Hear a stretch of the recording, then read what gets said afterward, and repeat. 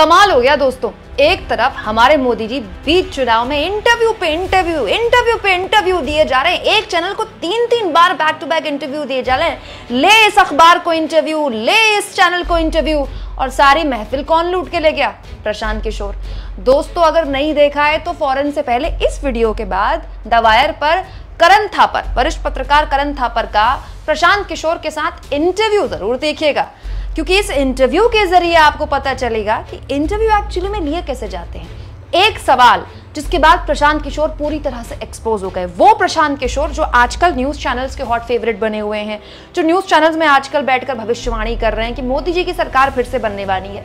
कैसे पिछले कई सालों में अलग अलग राजनीतिक दलों के साथ रहकर प्रशांत किशोर लगातार बीजेपी के एजेंट की तरह काम कर रहे थे। इस इंटरव्यू में बारीकी से आप गंभीरता से न केवल देखेंगे, समझेंगे, बल्कि जानेंगे भी। लेकिन इस इंटरव्यू में प्रशांत किशोर दोस्तों बुरी तरह से फंस गए, क्योंकि प्रशांत किशोर को लग रहा था कि गोदी चैनल जैसे है ना, जैसे आजकल वो गोदी चैनल के इंटरव्यूज, गोदी चैनलों को इंटरव्यू दिए फिर रहे हैं, वैसे ही उनके इंटरव्यू लिए जाएंगे। लेकिन प्रशांत किशोर भूल गए, ये तो करण थापर है, इन्होंने तो मोदी जी को पानी पिला दिया था सालों पहले। मोदी जी ने बीच इंटरव्यू छोड़कर कह दिया था दोस्ती बनी रहेगी, लेकिन इंटरव्यू छोड़ के उसके बाद मोदी चले गए थे। सोचिए करण थापर ने जब उस वक्त के गुजरात के मुख्यमंत्री को पानी पिला दिया, तो ये तो प्रशांत किशोर ही हैं। दोस्तों हुआ ये, इंटरव्यू में करण थापर ने प्रशांत किशोर से उनके इस दावे के बारे में पूछा कि आपके दावे पहले भी बहुत गलत निकले हैं। जैसे आप दावा कर रहे हैं इस बार कि बीजेपी अपना मैंडेट, उतना बड़ा मैंडेट लेके नहीं आएगी, लेकिन सरकार बीजेपी की बनेगी और मोदी प्रधानमंत्री बनेंगे। लेकिन इससे पहले भी आप गलत साबित हुए हैं। आप हिमाचल प्रदेश के मुद्दे पर गलत साबित हुए हैं। आपने कहा था हिमाचल प्रदेश में जो कांग्रेस पार्टी है उसकी सरकार नहीं बनेगी, बीजेपी की सरकार बनेगी। ये सुनकर बिफर गए भाई प्रशांत किशोर, और उसके बाद पता नहीं क्या क्या नाराज हो गए उनसे और कहने लगे कि आप अपने इंटरव्यूज में लोगों को परेशान करते हैं। पता नहीं, ऐसा लग रहा था प्रशांत किशोर को सुनकर कि वो शायद मोदी जी के इंटरव्यू का जिक्र कर रहे हो जिसमें मोदी जी पानी पीने लगे थे। हालांकि बाद में पानी कुछ इस तरह से प्रशांत किशोर भी पीते हुए दिखाई दिए थे। लेकिन प्रशांत किशोर ने एक बहुत बड़ा दावा कर दिया इस इंटरव्यू में कि अगर आप कहीं ये साबित कर दें, वीडियो दिखाकर साबित कर दें कि मैंने हिमाचल प्रदेश को लेकर दावा किया था कि हिमाचल प्रदेश में बीजेपी की ही सरकार बनेगी, कांग्रेस की सरकार नहीं बनेगी, तो मैं अपना जो काम कर रहा हूं मैं काम छोड़ दूंगा।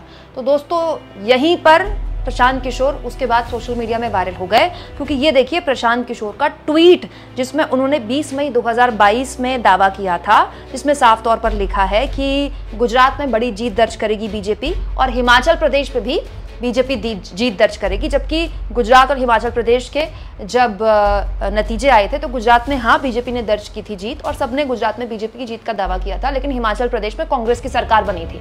और यहाँ इंटरव्यू में बैठकर ज्ञान बगार रहे हैं प्रशांत किशोर, क्या कि अगर आप मुझे कोई सबूत दे दें तो मैं अपना काम छोड़ दूंगा। तो अब मैं सोच रही हूँ कि दुनिया भर में अब उनके सबूत वायरल हो गए, उन्हीं का खुद का ट्वीट, तो अब काम छोड़ के प्रशांत किशोर करेंगे क्या? क्योंकि पहले तो वो डेटा एनालिस्ट थे, उसके बाद वो राजनीतिज्ञ बन गए, अब वो मारे फिर रहे हैं, न्यूज चैनल्स में इंटरव्यू दिए फिर रहे हैं। अब अगर ये काम नहीं छोड़ेंगे तो अगला काम कौन सा पकड़ेंगे? अब उनका ये इंटरव्यू वायरल हुआ और प्रशांत किशोर एक्सपोज हुए और लोगों के सामने प्रशांत किशोर का असली चेहरा सामने आ गया कि कैसे बीजेपी के गुप्त एजेंट के तौर पर वो काम कर रहे हैं और इंडिया गठबंधन को कमजोर करने का लगातार पिछले कई सालों से काम कर रहे हैं। तो इस इंटरव्यू को देखकर रवीश कुमार करण थापर के फैन हो गए। जी हाँ दोस्तों, रवीश कुमार ने बड़ी दिलचस्प एक टिप्पणी की है इस इंटरव्यू में। उन्होंने कहा है करण थापर शानदार हैं, बस उन्हें अब 2 ग्लास पानी की जगह हाई स्टैंडर्ड की चीजें रखनी चाहिए।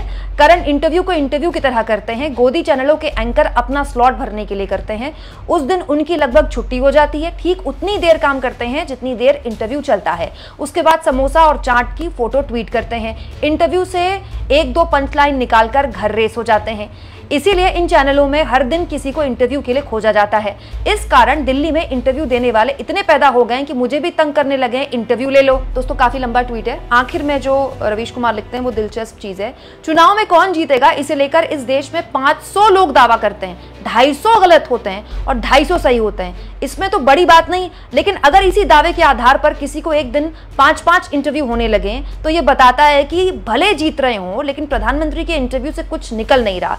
50 इंटरव्यू की मेहनत बेकार हो गई। प्रधानमंत्री को एक ही इंटरव्यू देना था, वो भी करण थापर को, फिर प्रशांत किशोर की जरूरत नहीं पड़ती। कृपया करण पानी की जगह वाइन रखें, इस बार वही लोटा, वही पानी और वही प्यासा सावन। वैसे बात तो बड़ी दिलचस्प है, तो रवीश कुमार कह रहे हैं, जो मुझे भी लगा, फालतू में मोदी जी यहाँ इंटरव्यू दिए फिर रहे हैं। एक करण थापर को इंटरव्यू दे देना तो इस चुनाव की सबसे बड़ी खबर बन जाए। लेकिन उससे भी दिलचस्प चीज है दोस्तों, आपने एक चीज नोटिस की, मैंने ये चीज नोटिस की, अचानक से जब यूट्यूब चैनल्स में हमारे जैसे यूट्यूबर्स ने योगेंद्र यादव ने 5वें चरण के चुनाव के बाद एक दावा किया कि जो बीजेपी है वो फ्रैक्चर्ड मैंडेट लेकर आने वाली, बेसिकली एक त्रिशंकु विधानसभा की तरफ देश बढ़ रहा है और बीजेपी बहुमत के आंकड़े से दूर रह जाएगी।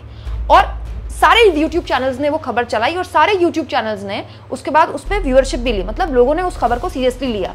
उसके बाद ऐसा लगा कि उसकी काट के तौर पर सारे न्यूज चैनल्स में अचानक प्रशांत किशोर चलने लगे। अचानक से सारे न्यूज चैनल्स में प्रशांत किशोर चलने लगे। अब प्रशांत किशोर ने जो हिमाचल प्रदेश को लेकर झूठा दावा किया था वो तो सोशल मीडिया में सबके सामने था, लेकिन जो सवाल करण थापर ने पूछा, किसी भी एंकर ने पूछा नहीं पूछा, उनसे वही सवाल पूछा, अच्छा मोदी जी दोबारा आ रहे हैं, अच्छा मोदी जी को कितनी सीटें आ रही हैं।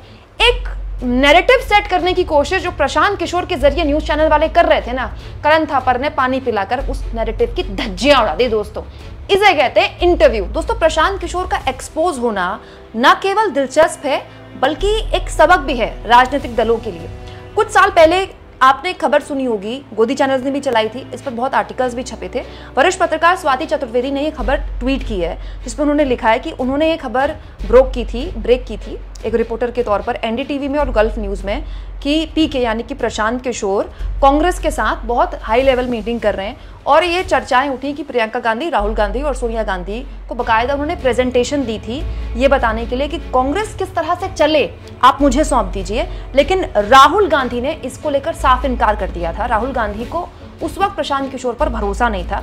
उस वक्त राहुल गांधी की बहुत आलोचना हुई थी कि देखिए प्रशांत किशोर जैसे हर चुनाव जिताने वाले को मना कर दिया, कांग्रेस पार्टी को लोग छोड़ कर जा रहे हैं, प्रशांत किशोर जैसा आदमी कांग्रेस पार्टी ज्वाइन करना चाहता है, कांग्रेस पार्टी को बदलना चाहता है, राहुल गांधी को तो बिल्कुल अकल ही नहीं है। इसी तरह की बातें जो गोदी मीडिया में चलती हैं कि राहुल गांधी अपरिपक्व नेता हैं। आज आप सोचिए वो प्रशांत किशोर जो न्यूज चैनल्स में फिर कर किसके लिए काम कर रहा है, बेसिकली किसको फायदा पहुंचाने का काम कर रहा है। बार बार बीच चुनाव में प्रशांत किशोर का न्यूज चैनल्स में बैठकर ये कहना कि आएगा तो मोदी, सरकार मोदी की बन रही है, भले ही सीटें कम आए, किसको फायदा पहुंचा रहा है, इंडिया गठबंधन को नहीं पहुंचा रहा है ना। और जबकि बिहार में प्रशांत किशोर अपना राजनीतिक दल बनाकर पानी पी कर मोदी को गरियाते हैं। बिहार में चुनाव लड़ रहे हैं, बिहार में कहने को ये चुनाव लड़ रहे हैं मोदी के खिलाफ और न्यूज चैनल्स में बैठकर मोदी जी की सरकार बनवा रहे हैं। तो अगर उस वक्त आज से कुछ साल पहले राहुल गांधी ने या सोनिया गांधी ने या प्रियंका गांधी ने प्रशांत किशोर को कांग्रेस पार्टी में शामिल करने से इनकार कर दिया और उनको पानी पिला दिया, तो क्या वो बिल्कुल सही फैसला नहीं था। दोस्तों नीतीश कुमार के भी बहुत करीब हुए थे प्रशांत किशोर, लेकिन नीतीश कुमार ने भी उठा के बाहर फेंक दिया था इनको अपनी पार्टी से। नीतीश कुमार से बढ़िया मौसम वैज्ञानिक तो कोई है नहीं। तो क्या नीतीश कुमार के भी ये समझ में आ गया था कि ये आदमी साथ बिठाने लायक नहीं है, विश्वास के पात्र नहीं है, ये आदमी एक्चुअली में कि एक ऐसी पार्टी का एजेंट है जो काम उसी के लिए करता है लेकिन चेहरा किसी का भी ओढ़ के बैठे। आज प्रशांत किशोर जिस तरह से एक्सपोज हुए हैं उसके बाद तो सवाल कम से कम यही खड़े हो गए हैं। आप इस मुद्दे पर क्या सोचते हैं कमेंट बॉक्स में जरूर लिखें और जितना हो सके दोस्तों चैनल को शेयर भी करें, सब्सक्राइब भी करें। और मेरी आपसे दिल से गुजारिश है दोस्तों, थैंक्स और ज्वाइन, ये दो ऑप्शन है जिसके जरिए आर्थिक तौर पर भी आप चैनल के हाथ मजबूत कर सकते हैं।